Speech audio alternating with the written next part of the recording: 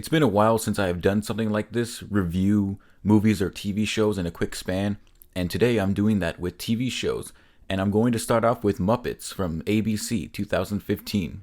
The show focuses on a more mature take on the Muppets, dealing with more raunchy and sexual topics with typical lessons of the day learned at each episode. We mainly follow Kermit as he has to ensure that Miss Piggy's late night TV show runs smoothly as the two have split up while the rest of the Muppets go about their usual shenanigans. I enjoyed the writing as all the characters seem like their old selves. They have their fun quirks and unique characteristics that make them the iconic characters that we know them to be. The show is filled with plenty of laughs as the jokes are well written and the wacky scenarios we find the Muppets in are genuinely funny. The puppetry is amazing as all of these Muppets feel alive with their fun motions and unique designs.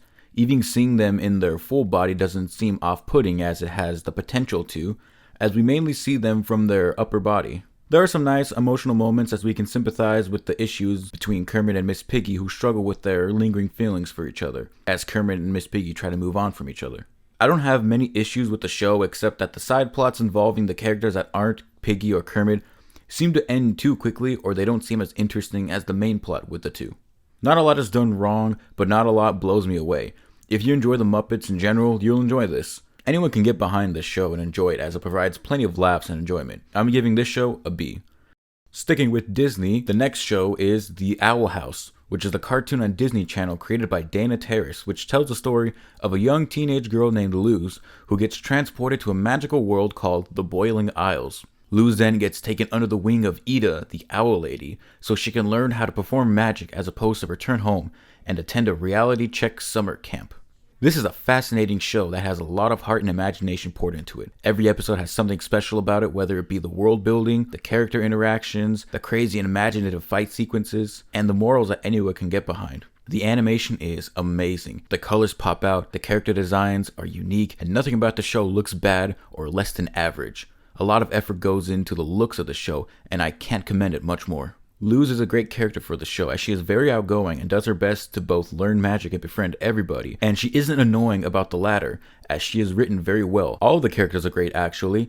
Ida is a cooler, older mom-like character who serves to be a fun mentor, and her roommate King is an adorable little demon who provides plenty of laughs and is more of a comedic relief among the other well-written jokes. All of Luz's friends are written well as well, and don't fall into any specific trope of friend characters like the dumb one, the smart one, and the jock. Although there are many episodes that provide more context to the setting of the world, the magic, the overarching plot, and characters, there are some fun filler episodes that help ease the tension between serious episodes. Whenever an episode presents the lesson of the day, it does feel very on the nose, but it can be forgiven as it is easy for a younger audience to understand, which is the intended viewing audience. Not a lot is done wrong with this show, and I think it's truly fantastic. Give it a chance if you want.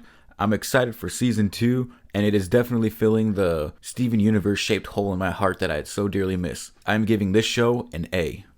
Now talking about another animated show, Close Enough is an animated series streaming exclusively on HBO Max, and is created by J.G. Quintel, creator of Regular Show.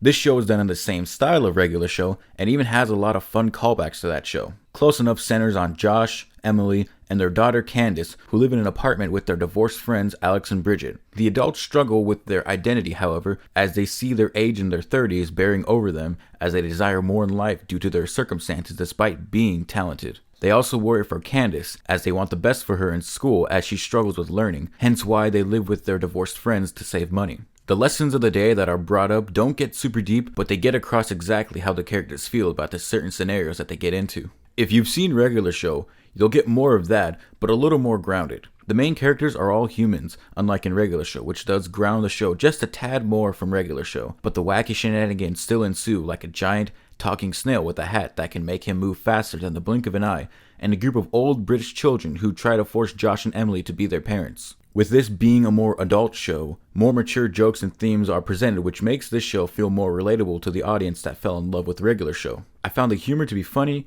the characters were well written, and it's an all-around entertaining show. A lot of the humor is what I'll call the bro humor that was seen in Regular Show with the constant "what?" and the It was funny then, and it's still somewhat charming now. One of the complaints I have is that some of the episodes just seem to end, and although an episode would feel complete, I would have wanted to see just a little bit more out of these episodes to see a more complete and satisfying ending. All in all, I highly recommend this show as it's funny and provides for an entertaining watch for those who enjoyed shows like regular show. I'm giving season 1 of Close Enough an A-. And finally, The Mandalorian, season 2. This season picks up right after season 1, where Mando, or Din Djarin, embarks on a journey to take the child, or what the internet dubbed Baby Yoda, to find more of his kind, the Jedi, while also searching for other Mandalorians. Along the way, we meet new faces, older new faces, and a lot older faces. I really don't know what to say that hasn't already been said. This season ups the stakes with even bigger action scenes, and the more fleshed out villain that is Moff Gideon, who is threatening in every sense of the word, and is excellently portrayed by Giancarlo Esposito. I also want to point out that Pedro Pascal does a great job playing Mando both with and without the helmet on. Even with few words, he is just an all-around well-written character. We get to see more planets and get to explore these new locations that are brought to life through both great production design and fantastic looking special effects. It surprised me how great the special effects are in this season, as everything had looked like it could be in a modern Star Wars film released in theaters. It looked that great, save for a few shots in the last episode, which didn't irk me, but was noticeable. The score by Ludwig Göransson was even better than season 1, and although I don't remember much of it now, I could look back and remember sequences where the music was appropriate for the mood that was being set. As much as I loved the world building, the characters, and the action scenes, my favorite and what I believe to be the most powerful aspect of the series is the bond between Mando and the child. Being the protector of the child, Mando has shown that he's more than just a bounty hunter and that there's heart to him even with few words. Taking on the parental role for the child really shows that this bond is the heart of the show. Even the little moments where Mando talks to the child as if he were his own son are my favorite moments of the show, as opposed to the great and well executed action scenes, and it makes the final scene of the season so impactful and so emotional. There are many surprises in this season that I won't spoil just in case you haven't seen it, but it truly was amazing to watch unfold, despite me having prior knowledge to the events due to me being late on watching the season. My only complaints for this season are very minor, as they were with season 1, as there are references to other Star Wars series that, although mean a lot to the overarching story of Star Wars, didn't impact me as much as I thought it would. I did watch Star Wars The Clone Wars, the animated series, but I didn't watch the series Rebels, and I didn't feel the emotional impact I could have felt when certain aspects were brought up from Rebels that I know about. Also, the plots to most of the episodes all seem very repetitive, even though they all have different unique qualities to them.